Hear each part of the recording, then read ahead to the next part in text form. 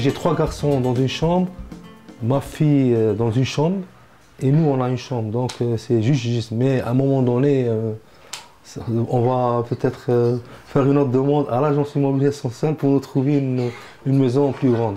J'ai eu un accident très grave, dont j'étais fort handicapée, avec 3 enfants, je n'avais pas encore le petit, et alors seule.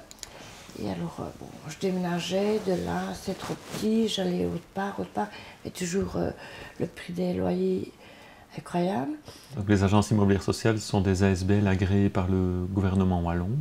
C'est des ASBL qui ont évidemment un objectif social, et l'objectif social, c'est de procurer des logements à loyer modéré aux personnes à revenus modestes. C'est très difficile de trouver un logement, et si on trouve un logement, les prix ne sont pas abordables, plus il y a la garantie, et la plupart du temps, l'agence immobilière sociale, elle donne un petit peu, pas une faveur, mais des points pour les gens qui sortent d'une situation difficile et délicate.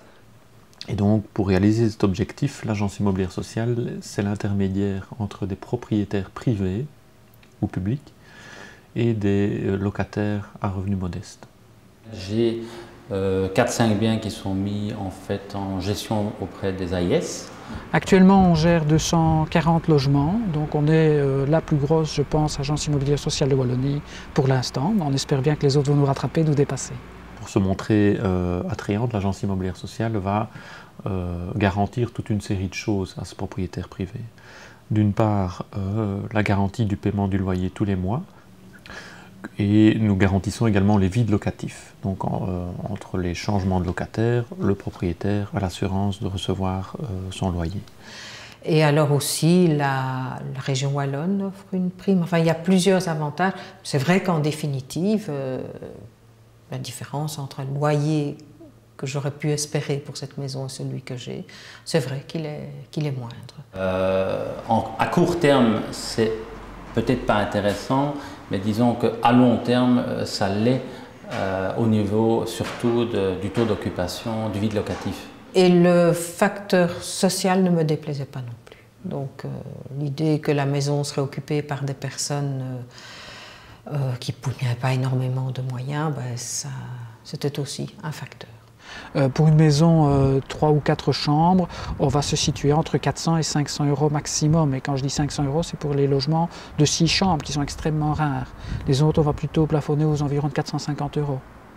Voilà le montant des loyers auxquels les locataires peuvent s'attendre. Alors, parmi nos locataires, on peut estimer qu'il y a 10% où à un moment donné ou à un autre, il y a un problème.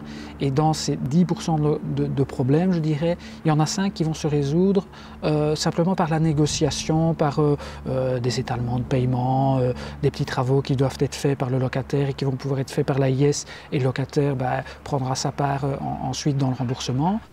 Et donc les arrêtés d'application concernant les agences immobilières sociales prévoient notamment l'accompagnement social des locataires. Je ne suis pas seul, il y a toujours un suivi.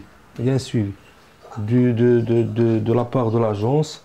Et moi aussi, j'ai montré que je suis de bonne foi. Donc tout va bien entre nous. C'est chouette. Franchement, je suis heureuse de les avoir trouvés.